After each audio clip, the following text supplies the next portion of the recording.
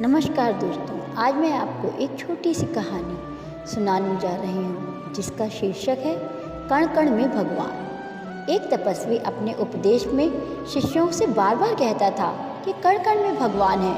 संसार में ऐसी कोई वस्तु और स्थान नहीं है जहाँ पर भगवान ना हो। प्रत्येक वस्तु को भगवान मानकर उसे नमन करना चाहिए।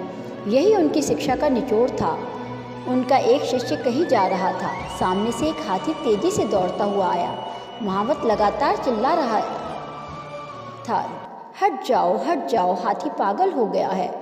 शिष्य को गुरु का कथन याद आया। वह वहीं खड़ा रहा, यह सोचकर कि मेरी तरह हाथी में भी भगवान का वास है। भगवान को भगवान से कैसा डर। वह रास्ते के बीचों बीच में ही डटा रहा। यह देखकर महावत क्रोध से चिल्लाया, हट जाओ, क्यों मरने पर तुले हो। पर शिष्य अपनी जगह से एक अंतुल भी इधर उधर नहीं हुआ। पागल हाथी ने उसे सूंड में लपेटा और घुमाकर फेंक दिया। बेचारा घायल शिष्य वहीं पर पड़ा रहा और कराहता रहा। पर उसे अधिक पीड़ा इस बात की थी कि भगवान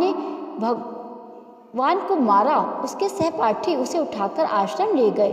उसने गुरु से कहा, आप तो कहते हैं कि प्रत्येक वस्तु में भगवान है, देखो हाथी ने मेरी कैसी दुर्गति की है। गुरु ने कहा, यह सत्य है कि प्रत्येक वस्तु में भगवान है।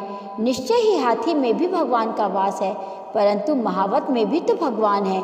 तुम उसकी चेतावनी सुनकर मार्ग से हट क्यों नहीं गए। गुरु की बात सुनकर शिष्य को अपनी भूल का एहसास हुआ। किसी शिक्षा को अधूरी समझ करके उसे अपने प्रयास में लाना बुद्धिमानी नहीं, मूर्खता होती है। राधे राधे।